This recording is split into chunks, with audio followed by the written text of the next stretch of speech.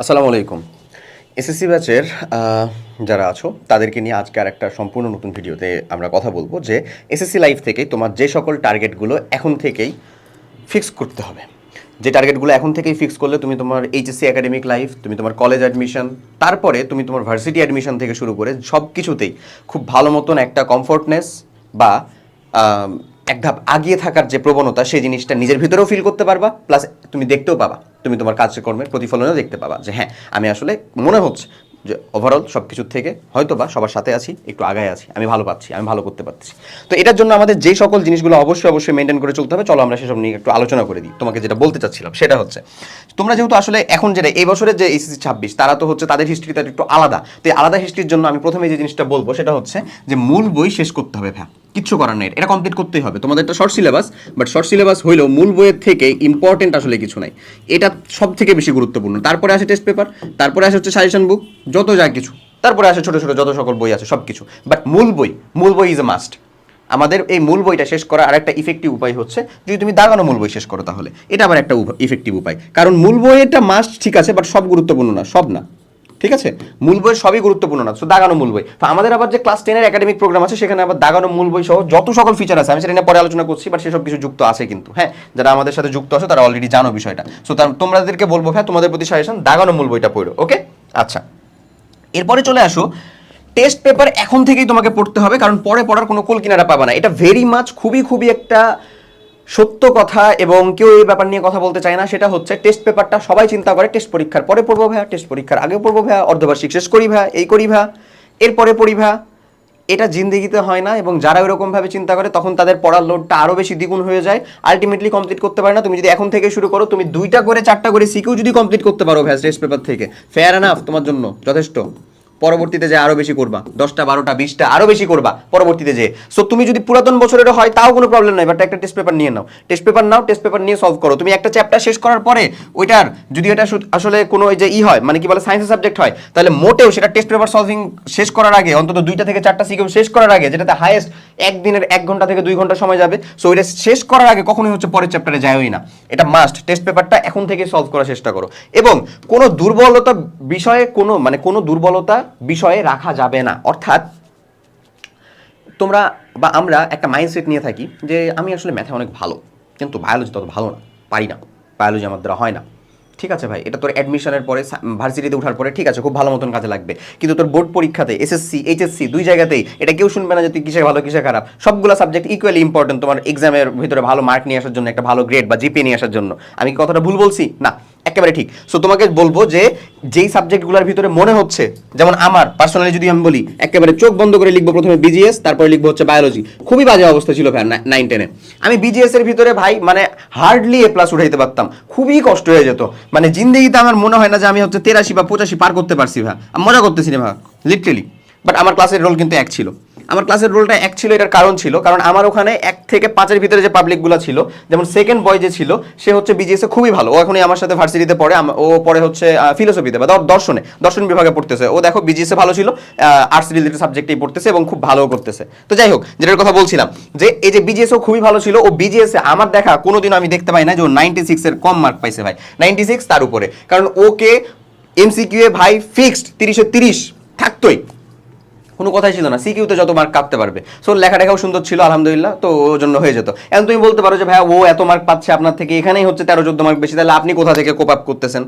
কথা হচ্ছে একটা সিম্পল জিনিস মাথায় রাখবা, বিশেষ করে আমি বা আমার টাইপের যে স্টুডেন্টগুলো ছিল অ্যাভারেজ লেভেলের স্টুডেন্ট, আমি অ্যাভারেজই বলি, কারণ আমি খুব বেশি যে একটা মেধাবী ছিলাম এমন না। আমার পরিশ্রমের উপরে টু মাছ বেশি বিশ্বাসী হতে হয়, কারণ পরিশ্রমটা করতে হবে, আমি এটা বিশ্বাস করি। আমি পরিশ্রম করলাম পারবো, that's okay. But by bond যে খুব বেশি মেধা নিয়ে চলে আসছি একবার দেখলে হয়ে যায় আমার, এরকমটা জিন্দেগিতে না, আমার কাছে মনে হয়, আমার অন্তত হয় না। তো যেটার কথা বলতেছি ভাই সেটা হলো, এ যেমন বিজিএস একেবারে সেই তুখোড় যাকে বলে, ঠিক একই রকম ভাবে আমাদের একটা ফিজিক্স টিচারের ছেলে ছিল, ও পাবলিক আবার বাইবন ফিজিক্সে আল্লাহর ওয়াস্তে কখনো এই 75-এর ভিতরে 75-এর কম পাইতো না, 75ই পাইতো, বিলিভ মি, লিটারেলি 75ই পাইতো। এখন বলতে হয় না ওই কোশ্চেন দিয়ে দিত কিনা আমি জানি না, বাট কোশ্চেন দিয়ে দিত না, আসলে ও বাইবন আসলে ভালো। আমরা যতই আমরা বলতাম যে ও তো হচ্ছে যে স্যারেরই ছেলে তাই ওকে কোথায় কোশ্চেন দিয়ে দিত, বাট ওইরকম না, আসলে এরকমটা না। আমরা যখন অন্যান্য সময় ক্লাসের ভিতরে প্র্যাকটিস করতাম, প্লাস হচ্ছে বোর্ডেও এক্সাম দিল, তখনও হচ্ছে ও এরকম মার্কই গ্যাদার করতে পারছিল। সো ও আবার এটাতে অনেক ভালো, আবার অনেকে অনেক ছিল অনেকটাতে ভালো, ম্যাথে একজন ভালো ছিল। আমি যেটা ছিলাম সেটা হচ্ছে অ্যাভারেজ ভালো সবটাতে, এবং that's the secret. Of A topper. একজন টপারের যেটা সিক্রেট সেটা হচ্ছে ও সবগুলাতেই ভালো, কোনোটাতেই খুবই ভালো না, অ্যাভারেজ ভালো। এবং এই টাইপের মানুষগুলো আসলে টিকে থাকতে পারবে। আমি আমার কথা বলতেছি না, আমার কিছু জিনিস আছে যেটাতে আবার খুবই খারাপ। আমি এই যে বললাম না বিজিএস বায়োলজি, যে এখনও ধরো আমার ভার্সিটি লাইফে 4 বছরের ভিতরে একটাতে কোর্সে ছিল হচ্ছে মাইক্রোবায়োলজির একটা কোর্স ছিল। ওই কোর্সে যে আমার সিজিটুকু যতটুকু ড্রপ হয়েছে আল্লাহর ওয়াস্তে আর কোনো কোর্সের ভিতরে ড্রপ হয় নাই, বুঝছো? তো যাই হোক, আমি এটা বলছি না, আমি এটা খুব গর্বের সাথে বলতেছি এরকম না, বাট আমি যখন আপ টু দ্য কেবল আমি বোর্ড পরীক্ষার আগ পর্যন্তই আছি, তখন তুমি এটা মাস্ট মেক শিওর করে ভাইয়া যে তুমি তোমার কোনো সাবজেক্টকে দুর্বল, এই সাবজেক্টে আমি পারি না এরকম ক্লাসই হতে যেও না। যেটাতে পারো না এটাতে প্র্যাকটিস করো, প্র্যাকটিস করলে পারবা। বায়োলজি নিয়ে খুব বেশি টেন্স হওয়ার কিচ্ছু নাই। বায়োলজিতে ফিগারগুলো ভালো মতন করলে, একটু বুঝে পড়ার চেষ্টা করলে, গুরুত্বপূর্ণ জিনিসগুলো ওই দাগানো বই থেকে যদি পড়ো, আলহামদুলিল্লাহ ডান হয়ে যাবে। খুব বেশি কঠিন হবে না এ প্লাস উঠানো। বিজিএস এর ক্ষেত্রেও সেম বলবো, বিজিএস এর ক্ষেত্রে যে ঘটনাটা ঘটছে সেই ঘটনাটা যদি তোমার পড়ে ভালো না লাগে, কারো কাছ থেকে শোনার চেষ্টা করো, কারো কাছ থেকে বুঝে নেওয়ার চেষ্টা করো। যেরকম আমাদের এই একাডেমিক প্রোগ্রামের ভিতরে যে কম্প্যাক্ট থিওরি ক্লাসের কথা আমরা বলি না, এটা তো প্রত্যেকটা সাবজেক্টের, ইনক্লুডিং বিজিএস, ইনক্লুডিং শারীরিক শিক্ষা, সকল সাবজেক্টের আছে। সো তোমাকে যখন ভাইয়া বলে দিচ্ছেন বা বুঝিয়ে দিচ্ছেন, এটা তোমার কিন্তু বেশি ক্যাচ করতে সুবিধা হয়। ওকে, সো এটাই হলো কথা। তারপরে হলো যে এই দুর্বলতাটা কোনো বিষয়ের প্রতি রাখা যাবে না। এরপরে আসো সায়েন্সের সব বিষয়ে লিখার অভ্যেসটা গড়ে তোলা, এটা মাস্ট আর কি যাকে বলে। আমার মা যতদিন পর্যন্ত আমাকে পড়াশোনা করাইছে ততদিন পর্যন্ত একটা জিনিসই বলতো, তুই কতক্ষণ পড়বি আমি জানি না, যতটুকু পড়বি এটুকু লিখে দিয়ে যেতে হবে আমাকে, তারপরে হচ্ছে শেষ। অ্যান্ড এটা নিয়ে আমার হচ্ছে যে রেগুলার ঝগড়া হইতো। আমার কথা হচ্ছে আমি লিখবো না, প্রয়োজনে আরও বেশি আধা ঘন্টা বেশি পড়ে দিব, আরও 1 ঘন্টা বেশি পড়ে দিব। আর ওনার কথা হচ্ছে আধা ঘন্টা কম পড়ে দে, কিন্তু লিখে যেতে হবে। এবং আলটিমেটলি উনি প্রত্যেকবার জিততেন। এবং আধা ঘন্টা কম প্রত্যেকবারই ধরো আমি যদি আধা ঘন্টা কম করেও পড়তাম, তারপরেও আমাকে লিখে উঠে আসতে হইতো। অ্যান্ড বিলিভ মি, আমি আমার প্যারাগ্রাফ, তারপরে হচ্ছে লেটার, তারপরে হলো ওই যে অনুচ্ছেদ, তারপরে ওই যে রচনা, কম্পোজিশন, এই সকল জায়গাতে খুব ভালো মতন একটা মার্ক গ্র্যাব করতে পারতাম। এবং সেটার জন্য মানে অনেক অনেক ধন্যবাদ দিয়ে শেষ হবে না, কোনো কিছু ধন্যবাদ দিয়ে শেষ হবে না মায়ের প্রতি। বাট উনি আমাকে এই অভ্যাসটা করাই দিয়েছিলেন। So not only non science, সায়েন্সের সকল সাবজেক্টের জন্য আমি বলবো যে লিখে লিখে জিনিসটাকে অভ্যাস করো। যতটুকু না তুমি পড়তেছো তার থেকে কিছুটা সময় পড়ার কমিয়ে দিয়েও যদি তুমি আজকে ইলেকশনে লিখার প্র্যাকটিসে করতে পারো, সেটা তোমার জন্য অনেক বেশি হেল্পফুল হবে। এটা তোমার কাছে লং লাস্টিং তোমার মেমোরিতে থাকবে। ওকে, আচ্ছা, এরপরে কথা হচ্ছে অ্যাভয়েড ডিস্ট্রাকশন। যত সকল ডিস্ট্রাকশন আছে, এটা চাচাতো ভাইয়ের নাম হচ্ছে ভাই অ্যাডিকশন। তুমি কিসে অ্যাডিক্টেড সেটা আমি জানতে চাচ্ছি না, বাট তোমাকে এটা রিডিউস করতে হবে। খুব সিম্পল, খুব ভালো মতন যে অ্যাডিক্টেড মানুষজন যারা আমাকে সাথে বিশেষ করে কথা বলে, তাদের ভিতরে ম্যাক্সিমাম মানুষজন হচ্ছে ভাই আমি মোবাইল ফোন, ফেসবুক, এই সময়ের ভিতরে আমার বেশি সময় চলে যায়। সো এই অ্যাডিকশন থেকে কাটানোর জন্য আমরা কাম ব্যাক করার রিলেটেড আলাদা একটা ভিডিও সেপারেট একেবারে দিয়েছি। আমি এখানে একটু বলে দিই খালি, তুমি আসলে অ্যাডিক্টেড হয়ে যাচ্ছ একটা কারণে। সেই দুই কারণটা হচ্ছে ভাই, আইদার তুমি লনলি থাকতেছো অথবা তুমি অলস সময় কাটাচ্ছ। নিজেকে যদি এই অলস সময়টা না দাও, তাহলে তোমার এই অ্যাডিকশনটা থাকবে না। মোবাইল অ্যাডিকশন তো কোনো অ্যাডিকশনই না রে ভাই, চুটকি দিয়ে চলে যায় লিটারেলি। তুমি একটু নিজের খালি উপরে প্রেশার নাও, নিচের উপরে একটু খালি মানে চাপগুলো নেওয়ার চেষ্টা করো, মোবাইল অ্যাডিকশন যাবে গা। রিলস, ইনস্টা, হ্যান ত্যান এগুলো দেখার কোনো টাইমই পাবা না তুমি। নিজের প্রতি নিজেকে ডেভেলপমেন্টে, নিজেকে আপগ্রেড করাতে হচ্ছে সময় দাও, অন্যান্য কোনো অ্যাডিকশন জায়গায় পাবে না সেখানে, ঠিক আছে? ওকে, এছাড়াও খুব সিম্পল আর কিছু ট্যাকটিক্সের কথা বলি।